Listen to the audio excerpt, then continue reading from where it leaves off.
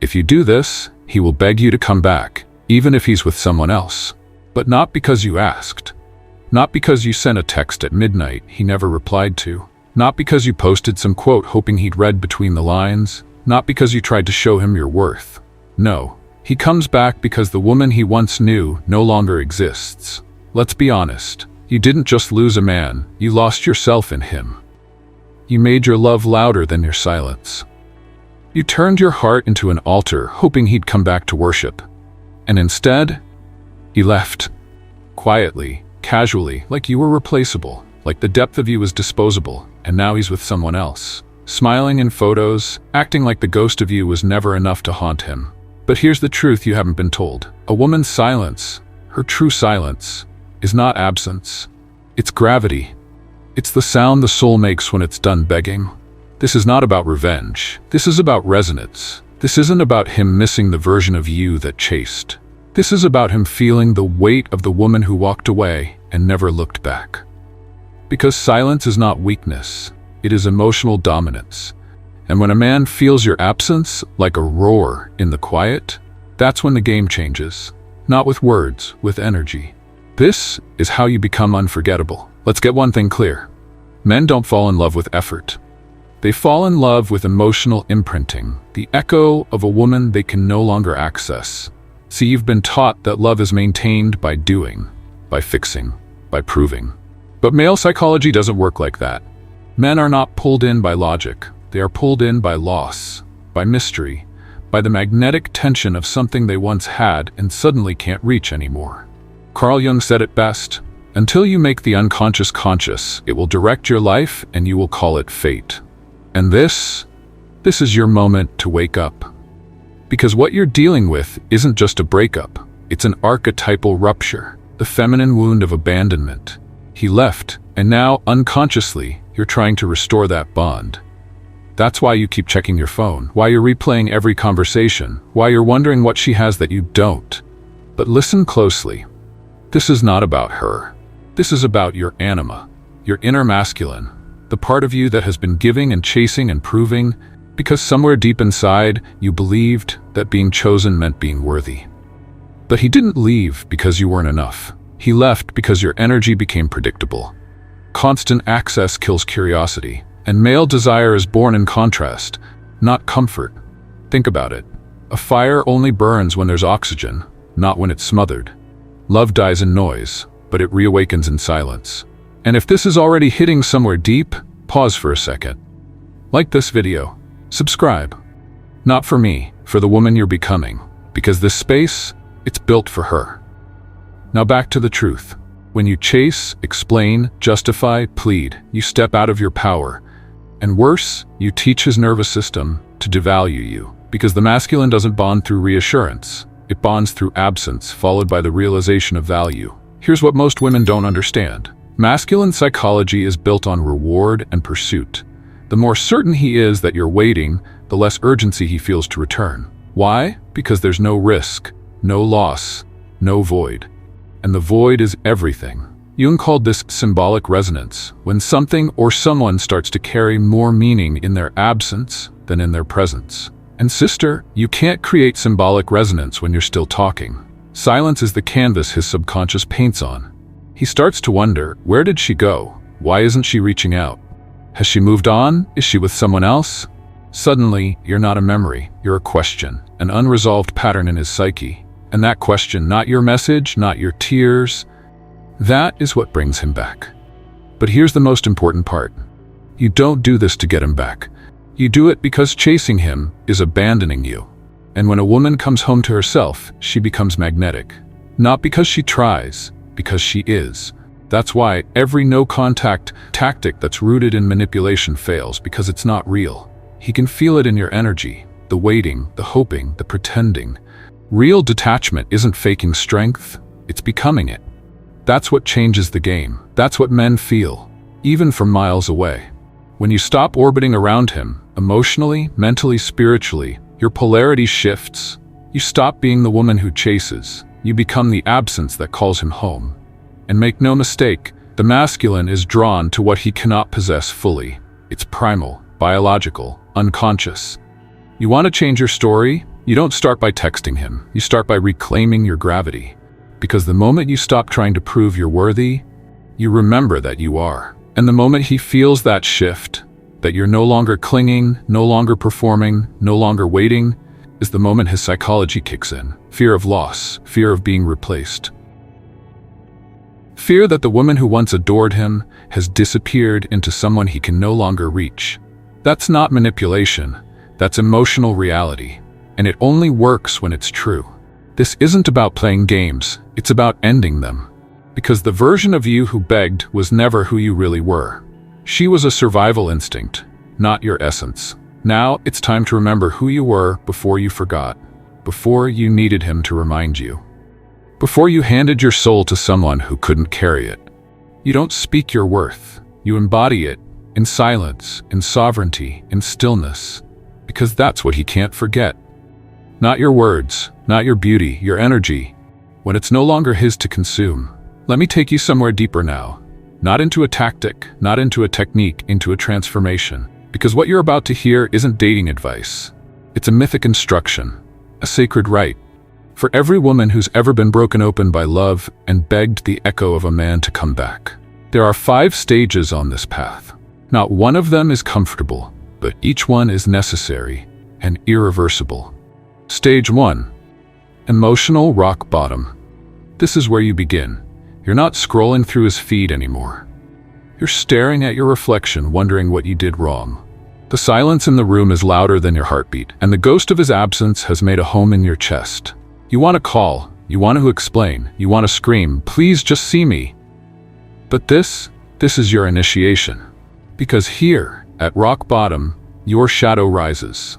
Jung said the shadow is everything we refuse to acknowledge. The part of you that believed your worth came from his attention, that thought if you were pretty enough, perfect enough, soft enough, he would stay. But love that demands self-abandonment is not love. It's survival theater, and your soul is done performing. So cry, break, collapse, because that pain, it's sacred. And no woman rises until she's knelt in the ashes of who she used to be. Stage 2. Silence as self-respect. Now you stop explaining, you stop texting, you stop leaking your power into his absence. And no, this isn't about punishment, it's about repositioning.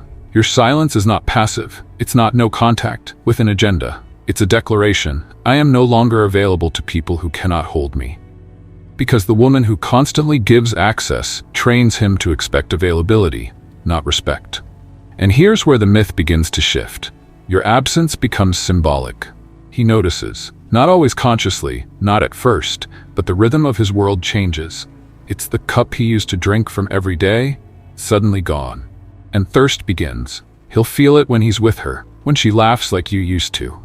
But something's off, because she doesn't hold the same weight in his memory. You were the voice in his darkness. Now you're the silence that haunts it, but you don't say a word. Because silence is not void. Silence is sovereignty. Stage 3. Inner rebuilding. Body, mind, energy. Now the real work begins.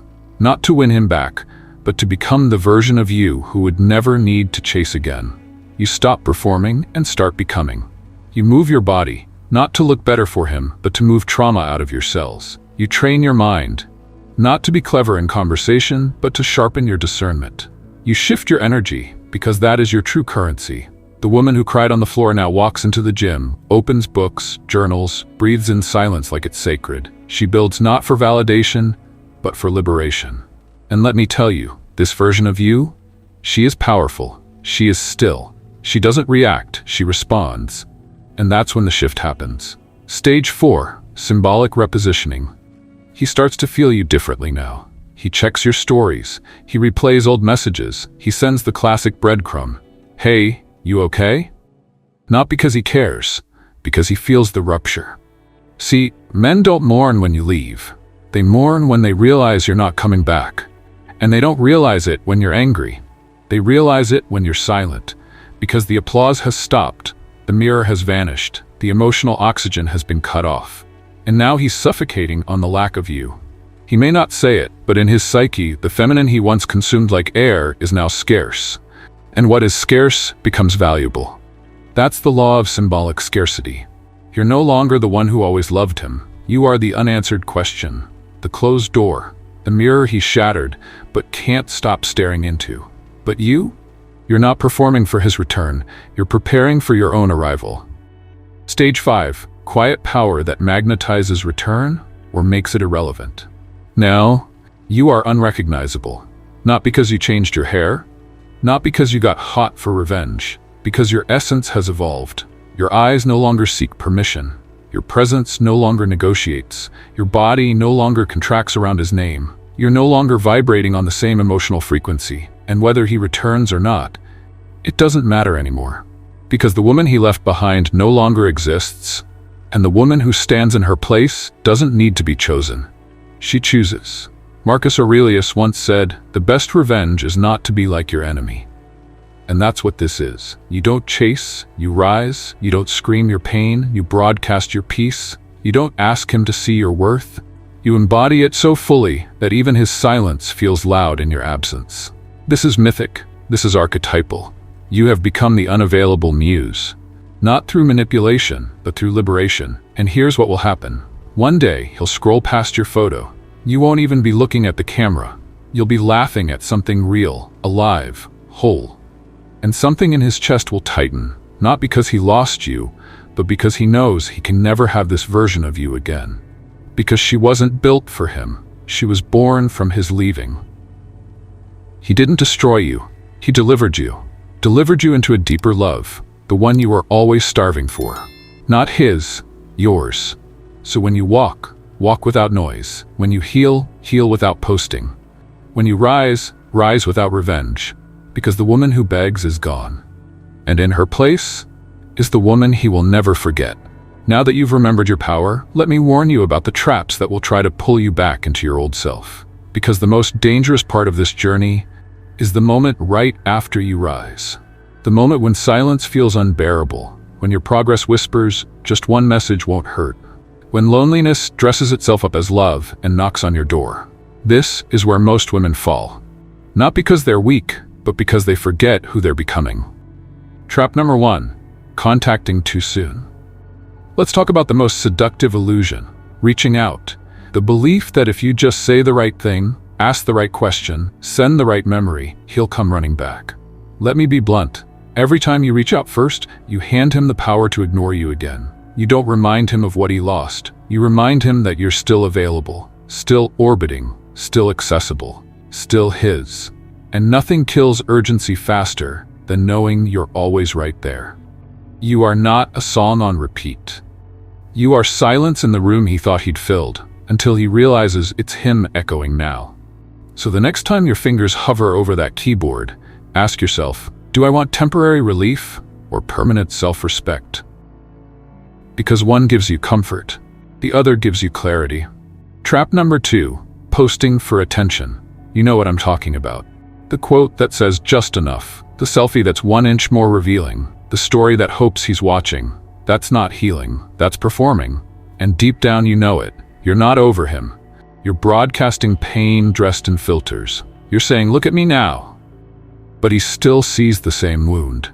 Because true transformation doesn't announce itself. It shows up when you no longer care if he's watching, when your joy isn't staged, when your beauty isn't bait, when your peace isn't a performance. Don't make him the silent audience of your fake glow-up. Glow and never look back. Trap number 3, performative healing. There's a trend, and it's dangerous. Pretending you're healed. Pretending you've moved on. Pretending you don't care. But pretending isn't power. It's delay. You can't spiritually bypass grief. You can't slap a mantra on a broken heart and call it self-love. Healing is not aesthetic, it's alchemical. It's crying until your ribs ache. It's journaling until your hand cramps. It's getting up day after day, even when the emptiness hasn't gone. And if you skip that, you don't rise. You just float, unanchored, fragile, still waiting for him in your subconscious. So don't fake it, don't rush it, because real healing has no audience, only sacred echoes. Power move number 1, don't explain your silence. Let it echo. You owe him nothing. Not a closure text. Not a passive-aggressive quote. Not a single breadcrumb of your emotional state. Your silence is your loudest answer. It says, you no longer have access to the parts of me you took for granted. Don't dull its edge with explanations. Don't soothe his guilt with softness. Don't narrate your healing. Live it. He'll feel it. He'll wonder why the version of you who always needed to be heard now says nothing. And that silence? It haunts. Power move number 2. Don't hint. Disappear with dignity. Men don't decode emotional riddles. They respond to energetic absence. Every time you post something to make him think, you give him evidence that he's still in control. But when you vanish, truly vanish, you leave him with nothing but his imagination. And let me tell you something about the male mind. Imagination is more torturous than truth, because he doesn't know where you are, what you're doing, who's holding the body he used to take for granted. And that not knowing, that's what breaks the ego. So stop trying to signal your worth. Withdraw your presence, fully, quietly, elegantly. Be like smoke through fingers. Be the door that closed without slamming. Be the chapter he can't reread. Power move number 3. Don't chase. Rebuild yourself in silence. When you chase, even energetically, you tell the universe you don't believe you deserve to be chosen. Let me be clear. Chasing is not calling. It's not texting. It's thinking about him 24/7. It's checking his profile. It's imagining what he'd think if he saw you now. And every time your thoughts orbit around him, you pour life force into someone who walked away. So stop. Redirect. Every time you want to check his page, read a book instead. Every time you want to cry in his absence, sweat it out. Every time you want to ask the universe for him back, ask yourself why you want someone who couldn't hold your soul. Rebuilding yourself is not an act of revenge. It's resurrection. It's coming home to the woman you abandoned, trying to get love from someone else. And when you rebuild in silence, something miraculous happens. You no longer want him back. You want yourself back. And that's when the power flips. He can sense it. Not through a message, not through a photo, through your absence. Your energy changes. Your eyes stop searching. Your voice becomes calmer. And that calm? It's terrifying to a man who expected you to beg forever. Every warning is a gift, because each trap, contact, performance, pretend healing is an invitation to stay small, to keep orbiting around someone who already made a choice. But you're not a choice, you're a threshold. And the moment you stop trying to be wanted, you start becoming unforgettable. Your silence is not void, it's value, it's voltage, it's the final thing he didn't expect. Your detachment is not a tactic, it's truth. And your rebirth? It won't be broadcast, it will be felt. By him, by everyone, but most importantly, by you. Here's the moment you've been moving toward. The moment where the begging stops. Not because you forced yourself to be strong, but because you no longer need to. You're not pretending anymore. You're not faking your glow. You're not checking his profile in secret while claiming you've moved on. No, this time, it's real. Because something inside you cracked open, and instead of pouring yourself into him again, you finally poured yourself into you. He doesn't come back because you chased. He comes back because the woman he left no longer exists. He comes back to knock on the door of a home he once took for granted, only to realize it's been renovated in his absence, and he no longer has the key. Because now, you choose, from emotional beggar to sovereign feminine force. From asking, why wasn't I enough, to declaring, I was always more than enough, you just couldn't see it. You don't need closure, you need resurrection. Not a conversation, not a second chance, not one last look back. You need to remember who you were before he forgot you, and become someone so aligned, so luminous, so undeniably whole, that the question isn't, will he come back? It's, do I even want him to? So let me leave you with this. When you feel that pull, the ache in your chest, the urge to reach out, the whisper that says just one message, pause and ask yourself, do I really miss him? Or do I miss the version of me that abandoned herself to keep him? And if this woke something in you, if it reminded you of who you really are, then like the video and subscribe. You're not here by accident. This channel is your reminder. You never beg again.